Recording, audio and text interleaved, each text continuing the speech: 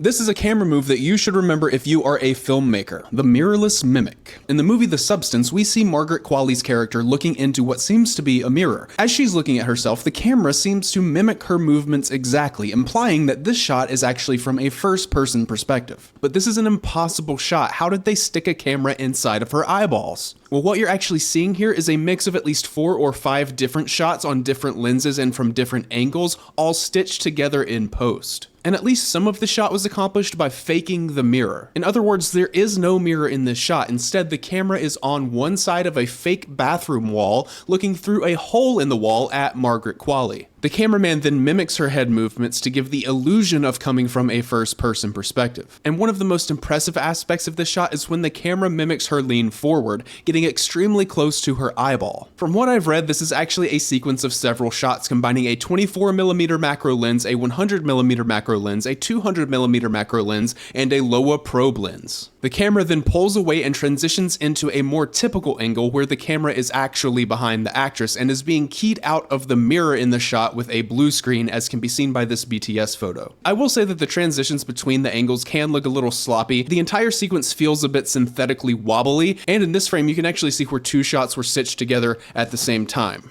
So why would they go through all the trouble to create this incredibly complex shot instead of just filming her in a normal bathroom from an off angle? Well, if they did that, the shot would be seen as a third-person POV, essentially coming from the perspective of a disembodied spectator. But this scene specifically is about her own perception of herself, and shooting this shot in first-person POV helps to put the audience into her mindset as she is observing herself for the first time, more so than filming her actions from off to the side.